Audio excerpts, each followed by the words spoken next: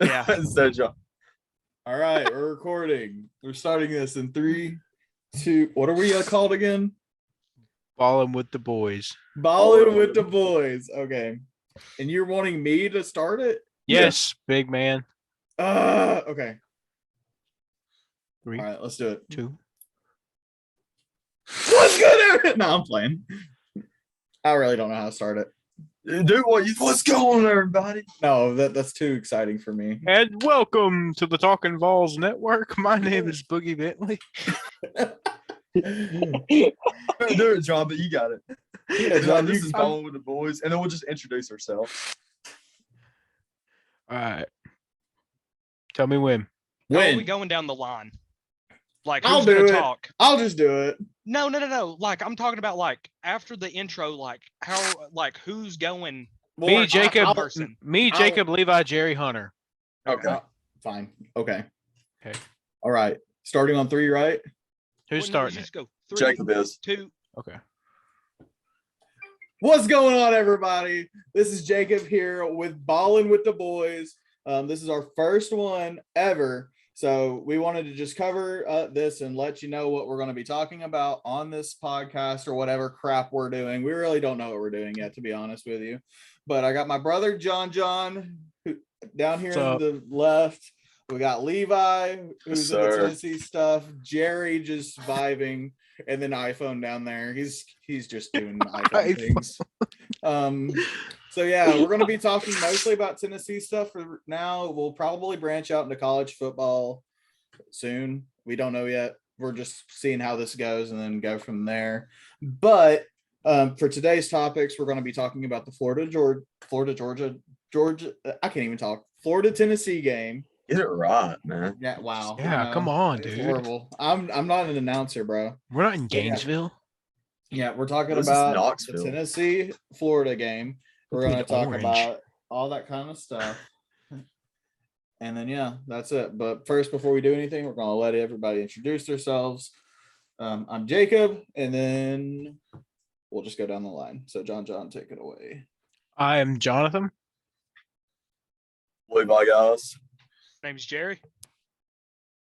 Hunter. Wow. That was Very detailed, guys. Very detailed. Solid, Okay. solid. We're like, yo, guys, this is my name. All right. Great start. All right, Levi. So, what are we talking about first? So, first thing on the agenda that we're going to talk about is going to be what Tennessee's doing well this season and, what we think about it. So, anybody got any comments about that? Levi, this is your topic. Oh, this is my This is your topic. topic. Okay. So, being a big Tennessee fan, obviously. Shout out to the Alvin Kamara jersey. Robots like Roll Tide. Yeah, thanks. But anyways, I think, of course, Tennessee has been doing really well on the offensive side because, under Heupel, Josh Heupel is an offensive guru. Man, just look at the work he's done for Tennessee from the time he stepped on campus at Knoxville. Dude's developed quarterback. When's the last time Tennessee's had a quarterback that we can actually trust? Peyton Manning. Dobbs. Dude. Peyton Manning, Dobbs. Dobbs was inaccurate, though, at times. That's what scares. Casey Clausen, really. Or Yeah. Eric Ainge. What about Crompton, though? Tyler Bray. Yeah, we'll go. I would say that's the last quarterback Tennessee's had that we could actually trust.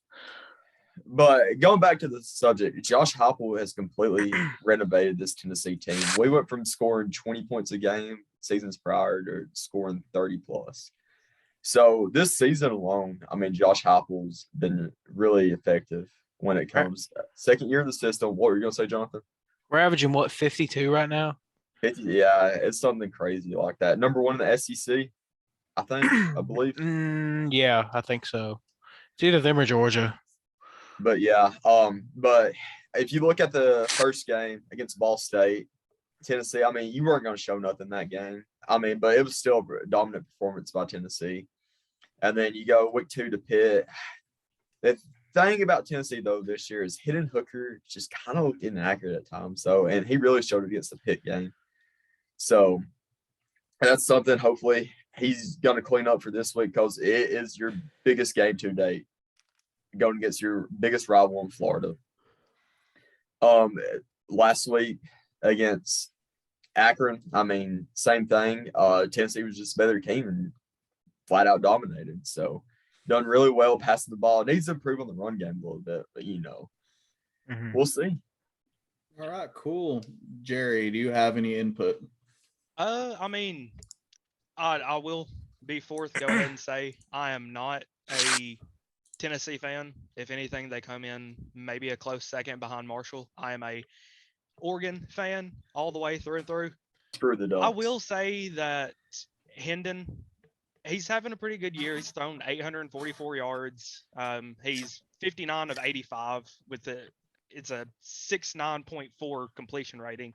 He's thrown 6 touchdowns, no interceptions. That's a very good ratio that not a lot of quarterbacks have right now. Can I add something to that real quick? He's been sacked 5 times. Go ahead. Dating back to as a starter, Hendon Hooker's thrown 42 touchdowns to 2 interceptions. Oh, it's 3 interceptions. 2 as a starter. 2. Oh yeah, one was that against that Pitt game where he came in for Joe Milton after the injury. My bad. But his overall at Tennessee's 42-3. It's ridiculous, dude. I'm telling you. Go Hooker, back to Jerry. What were you saying, Jerry? Well, I've finished up with my Hendon Hooker stats. He was sacked 5 times, and I mean his sack yard loss is only 19. I mean that is very, very good for 5 sacks. The one thing that I will say that Florida is gonna have to be very, very on the line is Tennessee's rushing game hasn't been electric this year. Jalen Rott, 45 carries, 231 yards, averaging 5.1 a carry. It's not going to cut it SEC play. That's a good average, but it's not going to cut it SEC. Small has 25 attempts, 94 yards with a 3.8 average. Really? It's that bad? Their run game isn't that good. And the one thing that I will point out about Florida is, maybe their quarterback isn't that good. He's thrown 0 touchdowns, 4 interceptions. Terrible. It's week 3. But he's only been sacked twice, so I'll give him that. He's been sacked way less than. Dude's a tank though. Dude's the second coming of Tim Tebow, just without the arm. I will say that Florida's defense is going to be one key to this. If Florida's defense stays true, Tennessee's not going to win. They won't. And I'll go ahead and say their hardest player they're going to have to contain off that D-line is Desmond. 6'5", 415. And if you think your center is going to stop him, you better have 3 guys right next to him that are going to help block. Because that right there, he's going to walk right through, and Hendon's going to go from 5 sacks to probably about 3 if the O-line doesn't stand. And for Jalen Rott, as far as his rushing yards go, I don't expect him to have a explosive game. Maybe 80 yards on probably 15 to 20 carries and maybe a touchdown. Yeah, but here's my thing with that. Florida's middle linebacker, their play caller, is out for this game. Starting a freshman, ain't they? They're starting a true freshman and a redshirt freshman at inside linebacker. And if you look at last week, they gave up 238 yards on the ground to South Florida. And that South Florida game's crazy. And I mean, Gary Bohannon's a ridiculous quarterback when it comes to running the ball, as we saw at Baylor. But that's still, it's South Florida. They won 2 games last year. They had no business going into the swamp and probably should have won the game. No business doing that. I agree completely. But before we go any further, I do want to recap on some stats. So as far as 2022 compared to 2020 for the Vols, it is significant from the 2020 era with Pruitt to the 2021-2022 era under Heupel. Your highest scoring game was 42-17 in 2020 against Vanderbilt. Vanderbilt went 0-10 that year. Yes. That's terrible. When you go to the 2021 season, you scored 56, I believe was their highest. 63. 63, yes. Going No, back to 62 against Missouri. Mizzou. Oh. Yes. I thought we put up more than that. We should have. But this year, you were looking way better overall. You're more consistent on first down. You have averaged, let me get back to it really quick. Yeah, your total offense averages 7.1 yards a play. That is, I believe, 4th in the entire country. But we're up there competing with the big dogs now. I mean, you look at Ohio State, who's been an offensive powerhouse for how many years now, Jacob? Ever since Ryan Day became head coach. I mean, you look at Ohio State. I mean, you look at Bama. Bama's always had a good offense under Saban. I mean, he's always been innovative. And that's the thing about these good teams. You see, they're always innovating as a head coach. You look at Oregon in past years. Oregon's putting up points. Like Jerry. You go look at that 2014 Oregon team with Marcus Mariota to last year. It's a completely different team. They change. That's the thing about the big teams. Their teams never look the same. It's like Alabama from 2020 to now. They don't look the same. Alabama in 2020 was throwing the ball everywhere. Now they can't because they don't have any good receivers. The only exception being Georgia, and that's Kirby Smart just being stubborn. But I mean, I guess when you got the best athletes in the country, you can run the dang ball. Right. And I agree 100%. We do need to stay on the topic of Tennessee ball at the moment, since that's what we were looking at. Yep. But before going any further, we do want to look at how your team stacks up to Florida as far as defensively, offensively. Offensively, it's a given. You're going to score points. You're one of the most higher powered offenses in the country. Averaging 7.1 yards, 7.1 yards per play. It's ridiculous. Against your opponents are averaging, let me get back to it. Well, your opponents only have 15 14. rushing first downs in all 3 of your games. Wow. Defensively passing, you've given up 39, which is ridiculous. That's the thing that scares me.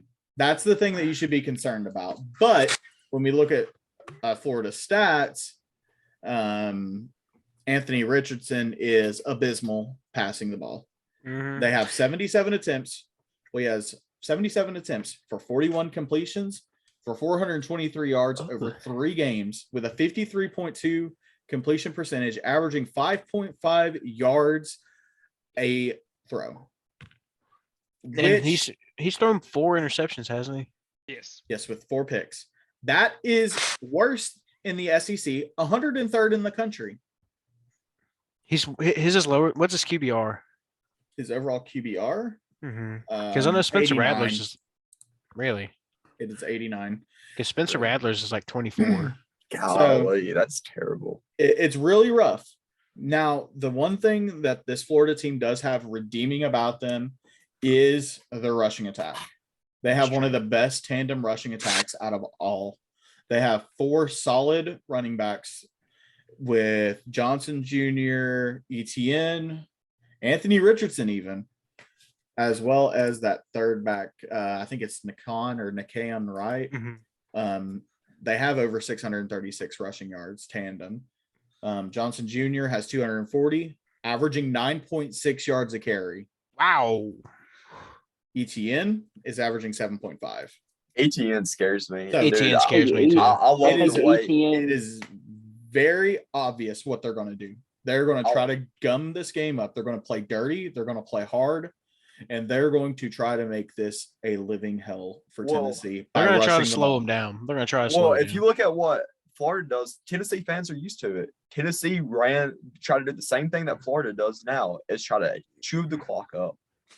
Except Tennessee wasn't any good at it under Pruitt. I mean, no, because it up the middle punt. I mean, yeah, but I mean, Napier does a really good job. I mean, running. I mean, I guess when you do have Anthony Richardson as a quarterback, though, you can do that. Yeah, but here's my thing with that. Anthony Richardson's fighting an injury. Yeah, dude. And go look at this. Go look at the Utah game. He had 106 yards and 2 touchdowns. Since then, he has carried the ball for, I think, 27 times last I saw, and he's got 28 rushing yards. Well, Kentucky set up the blueprint of how to beat Florida, though. I mean, if you look at that Kentucky game, dude, just take away make Anthony Richardson have to make decisions in the passing game. That's the way you beat Florida. That is the key to this He game for can't throw. Tennessee. When the dude has to drop back and actually make a pass, dude can't do it. And they have no playmaking receivers. Anthony Richardson is not that guy. He's not him. He is not him. If Jack Miller wasn't hurt, he would probably be a better quarterback. If I was Tennessee, what I would do this game, I'd bring the house, man. I don't care. I know my secondary's not been the best this year, but dude, I'm bringing the house.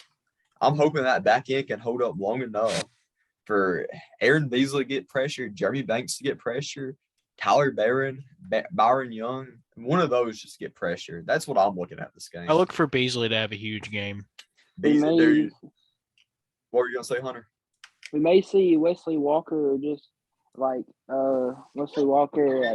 turnage or heading, rushing off the corner, and That's true. like they did against Pitt on that 4th and 3 play. Like We see a lot having of- a nickel blitz or something.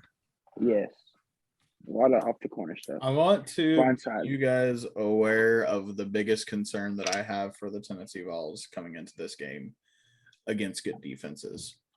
Pittsburgh had a pretty solid defense, as we both know. It's Going got into a it. good Top defensive five. line. Top They have five front They seven. have a very solid defensive line. What's really concerning is I don't think you're going to get a lot of possessions this game. I don't Against- think so neither. Against Pittsburgh, you were 6 of 16 on 3rd down. But the thing is Tennessee try to give that game away. It Both doesn't teams- matter. That's still stats. I know It both is You teams stats. can't make try to- excuses. I know If both you are teams- 6 and 16 on 3rd down efficiency. That is abysmal. You cannot have that. You Yeah. are going to have to slow yourself down as well, because It all That's the goes back thing to about Hooker. tempo. It all goes back to Hooker. so I don't believe the spread in this game specifically. I know you're a 10.5 point favorite. I take Tennessee by 3. So you think we're on to our predictions now? Yeah, I think we should go to our predictions. We've discussed as Alright. much as we can. I Alright. believe at this time, based off of previous history for the Volunteers against Florida, even when you have the better team, you find a way to screw up. Dude, Some way, that- somehow. I know this is the way that you're trying to fix the problems. The Pitt game was a good step forward. At this time, I do think that Tennessee will win this game. Based off of your explosive offensive attack, you have a solid rushing defense who is really good against the run so far. I know you haven't had a lot of experience, but it's pretty night and day how fast those guys are compared to what they were last year. I do think you'll be able to slow down the offensive rushing attack, and the passing attack is nowhere near good enough for Anthony Richardson at this time for him to be effective. So Can I throw in a piece? yes. Akron, DJ Irons, quarterback. We put him on his back like 20 times in that game. Same way with Caden Slovis. Dude, And, Slovis is injured that game. Dude, It- we hurt Slovis and we hurt Patty in that game. Not bragging about that, but we had 27 QB hurries in that game. dude, if you Which get is back and great. get Richardson, 17 That QB is hits. amazing. And if But we the can biggest hit thing- Richardson like that, then Florida's gonna get beat by 30 points if that happens. And I'm especially just with putting that his bluntly. injury to his lower leg or whatever he's got Hamstring. going on, hamstring. Yep. Dude, I'm telling you, if Tennessee gets back there, dude's gonna be rattled, man. There's no way, Tough environment too. Sold out Neyland Stadium checkerboard. dude. Did you see that thing that Napier said about being loud?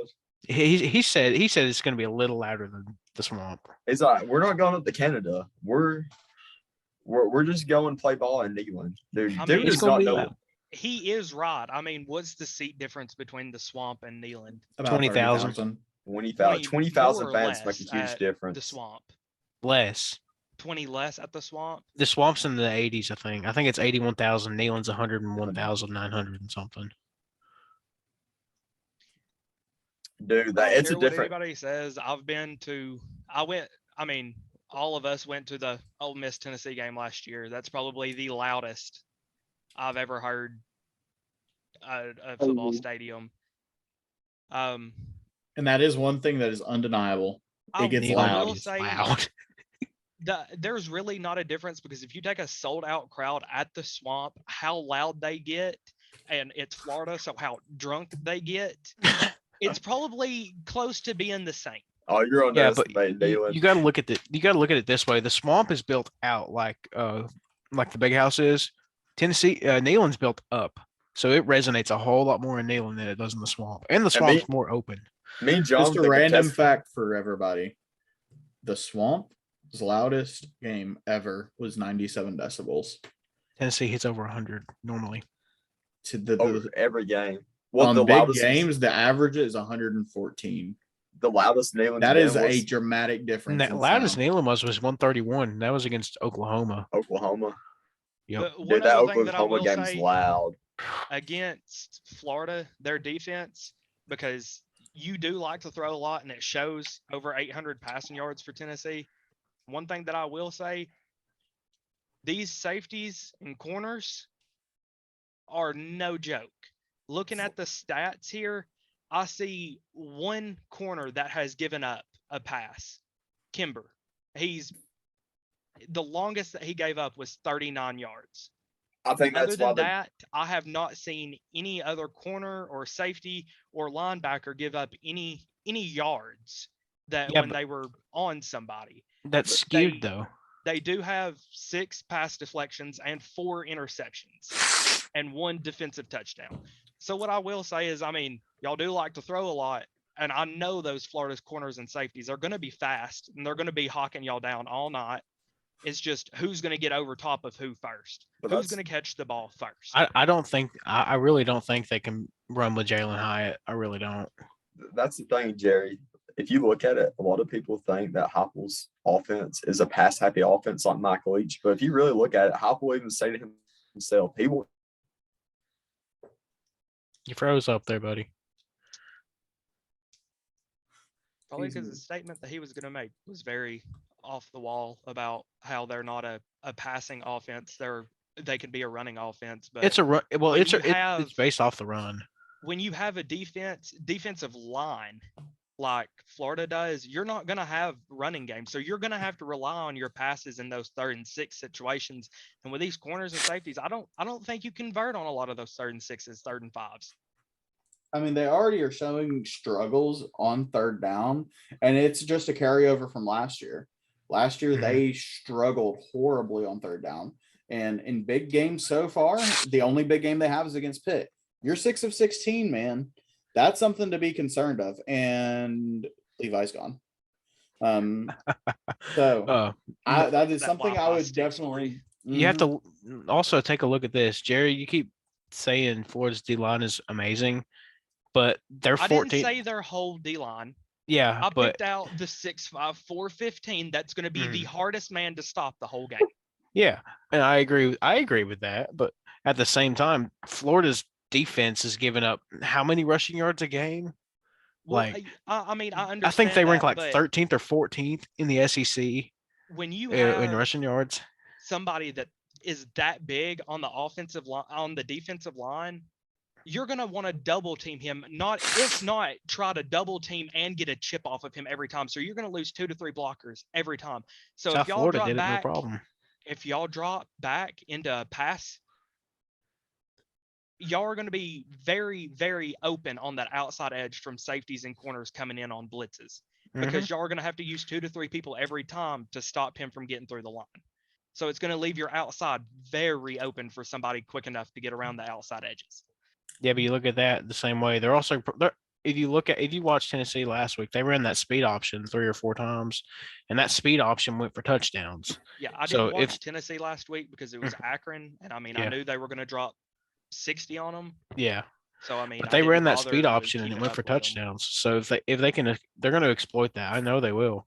They're going to exploit the blitzing. They're going to exploit the terrible run defense Florida has, and they're going to expose them. It's just how it is. Tennessee's a better team on paper.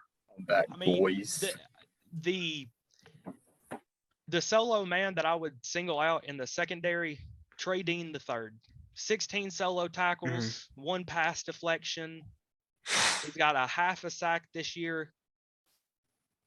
He's tied for 37th in the country with tackles. I Dude. mean, Yeah, but going back to like your interception thing that they had, wasn't two of those from Cam Rising?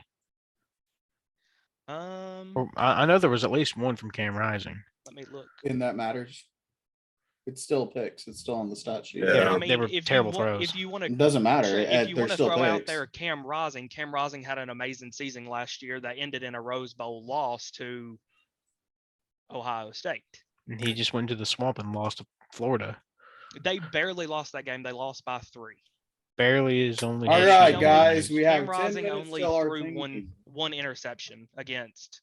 All right, guys. I think it's time to do predictions now. Let's Finally quickly back. get through predictions because we have 10 minutes left.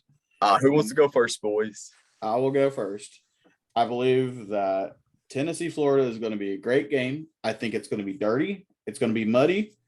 As far as game play style, Florida is going to play keep away, and they are going to try to make this just torture for the Vols.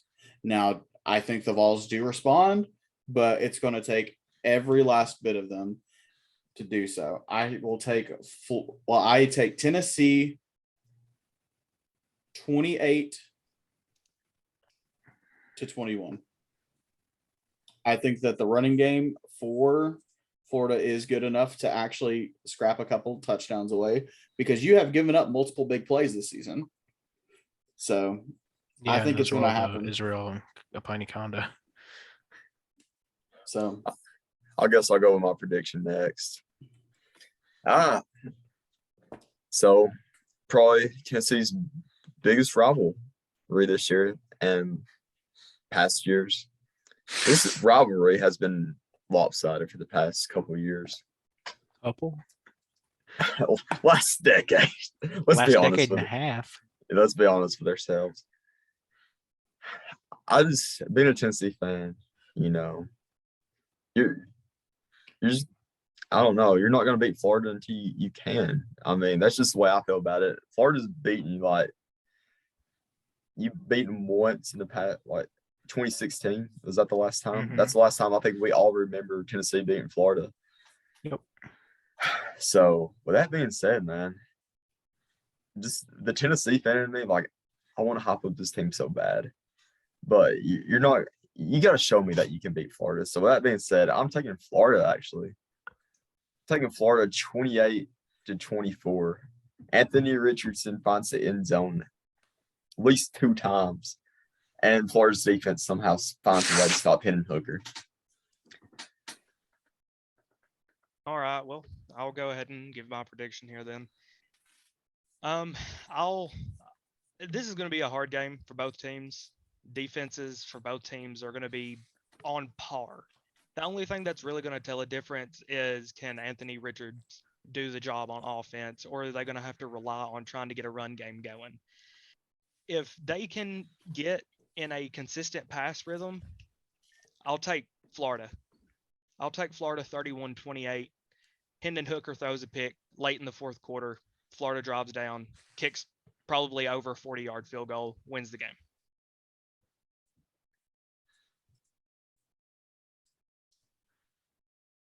Hunter, you going or me? You got it. All right. Looking at this purely analytics, not looking through orange colored glasses on this one. Florida's middle linebackers out. They're starting 2 freshmen at middle linebacker. Anthony Richardson's playing beat up. I don't think Florida can hang with it. I think Tennessee covers. I think Tennessee wins 31-10.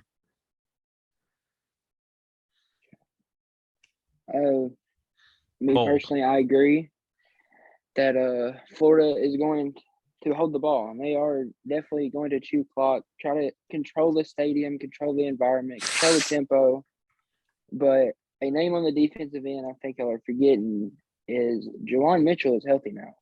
And I think Juwan Mitchell has a big game. I'm saying he gets over 6 tackles, possibly even double digits in this game. I'm saying the defense is going to wake up, and they're going to be able to maintain Richardson, probably QB spy him all night and not let him go anywhere. I think that's going to be Beasley. And then the blitz packages, I feel feel like they're just going to be coming from his blind side. And for some reason, I feel like he's not going to be able to detect it. So I think the defense steps up, and I don't think Hendon Hooker has that slow start this week. Some just tell me in the first quarter he's actually going to come out this week. So I've got the Vols 31-17 over the Gators. All right, guys. Well, cool. This will conclude our first Ballin' with the Boys podcast. We'll get it edited and out there, man. Skodex. Boys, baby. The Vols. Guess who didn't record the whole thing? I'm kidding. I'm